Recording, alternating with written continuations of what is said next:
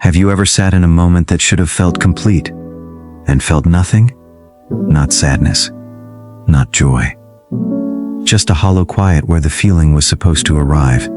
The trip you saved for, the relationship you fought for, the version of your life you spent years building.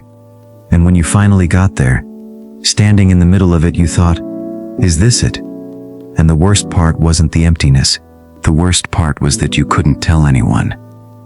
Because from the outside, everything looked fine. Everything looked like enough. And you didn't have the words for what was wrong, only the quiet, persistent sense that something fundamental was missing. That feeling has a name. It's what happens when a human being builds their entire life around the belief that meaning is waiting for them somewhere, in the right career, the right relationship, the right version of themselves, and one day notices that the arrival never comes, not because they failed, because meaning doesn't work that way. And the question I want to sit with you in today, the one most people spend their entire lives sprinting away from, is this. What if life was never supposed to mean anything? What if the absence of meaning isn't the thing breaking you? What if it's the thing that could finally set you free? Let me tell you how far this goes. America was built on a story, a specific, powerful, deeply seductive story. Work hard. Pursue happiness. Find your purpose. Leave something behind. Your life should count for something. It's in the Declaration of Independence. It's in every graduation speech ever given. It's in the vocabulary of every therapist, every life coach, every motivational account you've ever followed. The pursuit of meaning isn't just encouraged in this culture, it's treated as a moral obligation, as the definition of a life well lived, and for a while, that story holds. When you're young and the future is open, and the possibilities are real, meaning feels like something you can almost touch. You just need to get there, but then something happens, you get there, and it doesn't, or you don't get there, and the gap between where you are and where you thought you'd be starts to feel like evidence of something deeply wrong with you specifically. The data is not subtle. Suicide rates in America have risen for over 2 decades straight. The Surgeon General declared loneliness a public health epidemic. Antidepressant use has increased by more than 3,000% since 1990. Not in a country without options. In the most prosperous, most entertaining, most self-help saturated society in human history. We have more ways to optimize our lives than any generation before us. More content about purpose. More frameworks for meaning. More access to every philosophy, every religion, every productivity system ever designed. And we are emptier than ever. Why? Because the story is not broken because people aren't trying hard enough. The story is broken because it's pointed at the wrong thing entirely. You were told meaning is found, discovered, revealed. And if you do the right things, go to the right places, become the right person, it will show up. Like a destination at the end of a long road. It won't. It never was. And the philosophers who understood this, who saw it clearly, who lived through conditions far worse than a quarter-life crisis or an existential Sunday night, didn't respond with despair. They responded with something far more interesting. Albert Camus grew up poor in colonial Algeria. He watched fascism devour Europe. He lived through Nazi occupation. He wrote in the middle of a world that was coming apart at the seams. And from inside all of that, he arrived at an idea so counterintuitive that it has been misread for decades. Life is absurd. Radically, permanently, irreversibly absurd. And that is not a problem to be solved. Here's what he meant. Human beings carry an almost biological need for order, for purpose, for the sense that things add up, that our suffering means something, that our love matters cosmically, that our time here leaves some kind of permanent mark on the fabric of existence. And the universe offers none of that. The universe is silent, not hostile, silent. Indifferent in a way that is somehow more unsettling than cruelty. Your ambitions, your grief, your legacy, your love, the universe. Camus called the collision between human hunger for meaning and the universe's silence the absurd. And he said, when you come face to face with it, you have three choices. You can die, physically remove yourself from a world that refuses to make sense. Camus spends an entire book explaining why this is not the answer. Not because life deserves loyalty, but because the act of suicide is itself a concession to the belief that meaning was owed to you. You can lie to yourself. Grab onto a system, a religion, an ideology, a career identity, a relationship, an aesthetic, and hold it so tightly that the silence underneath never has to be heard. Most people do this. It works. Until it doesn't. Until the thing you grabbed onto breaks or changes or reveals its own emptiness. And you're back in the silence with no practice surviving it. Or you can revolt. Not revolt in the dramatic sense. Revolt in the most quiet, most radical sense available to a human being. Stay awake. See the absurdity clearly. Refuse the false comfort.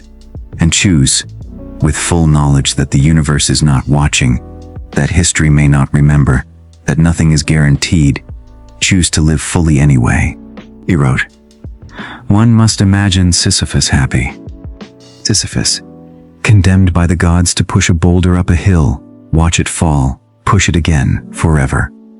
No progress, no purpose, no audience, no end. And Camus says, look at him. He owns the boulder.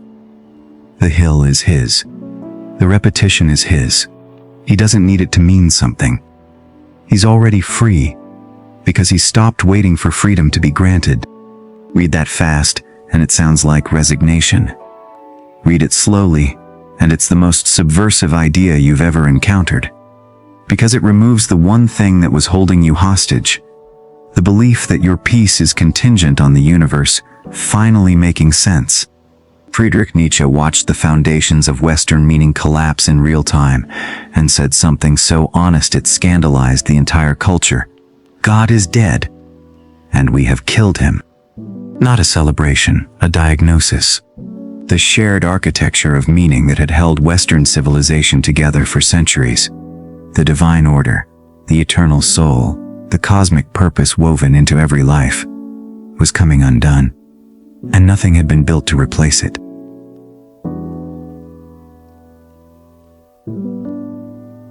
Into that vacuum rushed everything you recognize.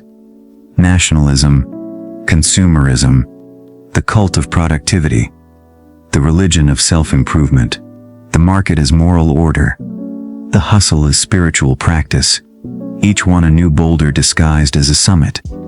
Nietzsche's answer wasn't nihilism, the lazy reading people reach for. His answer was creation, not finding meaning, making it. Looking at the void without flinching and saying, I will decide what matters, not because the cosmos endorses it, because I choose it. The person who could do this, who could live without the safety net of inherited meaning. He called the Übermensch, not a superhero. A person who has stopped outsourcing their values to systems that were never built for them and started forging something of their own. That's not arrogance. That's the most honest form of responsibility available to a human being. Viktor Frankl survived 4 Nazi concentration camps. He lost his family. He lost everything that could be taken from a person, and he spent every remaining year of his life studying one question. Why do some people survive the unsurvivable and others don't? The answer wasn't physical strength. It wasn't luck. It wasn't connections. It was this.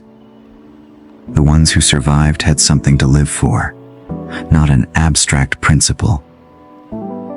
A concrete, specific, personal something. A child they needed to see again. A book they hadn't finished writing. A promise they hadn't kept. A person they refused to leave behind. He wrote, He who has a why to live can bear almost any how. And the crucial thing, the thing that changes everything if you let it, is that the why was never given to them. Not by God, not by the universe, not by fate. It was chosen, held onto, constructed in the dark by a person who refused to let it go. In the worst conditions a human being has ever been asked to survive, meaning was not a gift. It was an act. And this matters for you, sitting with whatever weight you're carrying right now, because it means you are not waiting for meaning to arrive. You are building it, right now. In every small choice about what you pay attention to, what you refuse to abandon, what you show up for even when the feeling isn't there. Meaning doesn't have to be cosmic to be real.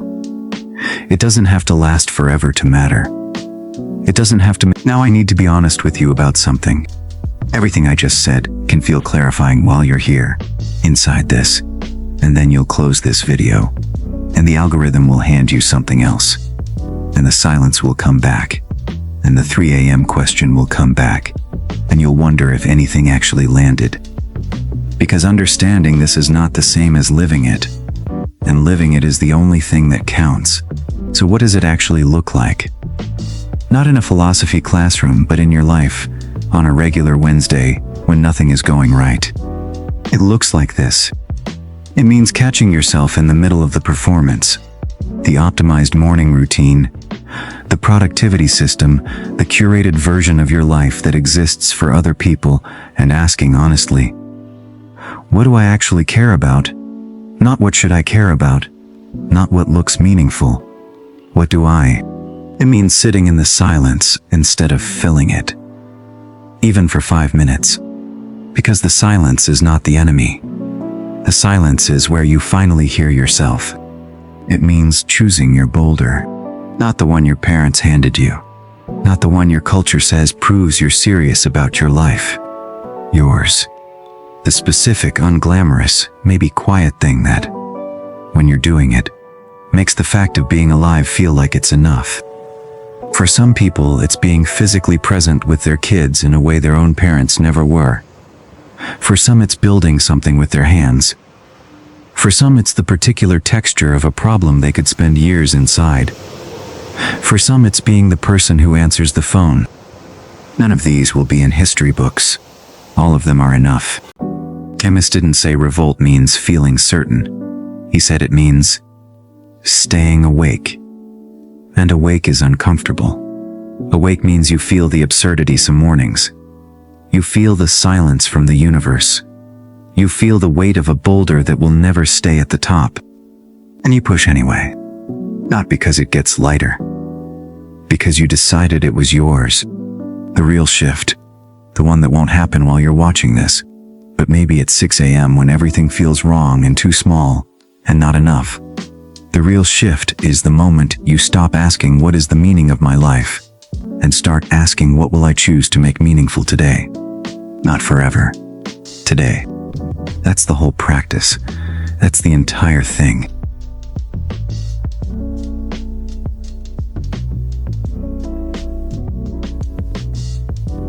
There's a line from Camus that I've never been able to leave behind. In the middle of winter, I at last discovered that there was in me an invincible summer. He wasn't talking about happiness. He wasn't talking about finally finding his purpose. He was talking about something deeper than either of those things. A place inside a person that the universe's silence cannot reach, that the absence of cosmic meaning cannot touch, that no amount of unanswered questions can completely extinguish. Not because meaning was delivered from outside, because it was chosen from within. You live in a country built on the idea that you can construct something from nothing, that the self is not fixed, that the life you were handed is not the life you are sentenced to. That's true. It was just pointed at the wrong thing. You cannot acquire your way to meaning. You cannot optimize your way to purpose. You cannot perform your way to the feeling that your life is worth inhabiting. But you can decide, not once, not in a single revelation, but again and again, every ordinary morning, what you're going to carry, who you're going to show up for, what boulder is worth the hill. Not because the universe is keeping score, not because history will care, not because it adds up to something larger than the specific, temporary, irreplaceable life you are living right now, but because you're here, and the fact that it ends, that all of it ends, is not the reason to despair. It's the reason it matters at all. Life has no meaning, and that is exactly what makes it bearable and beautiful. And yours, if something in this reached something in you, if it named a weight you've been carrying without words, pass it to someone who needs to hear it tonight. See you in the next one.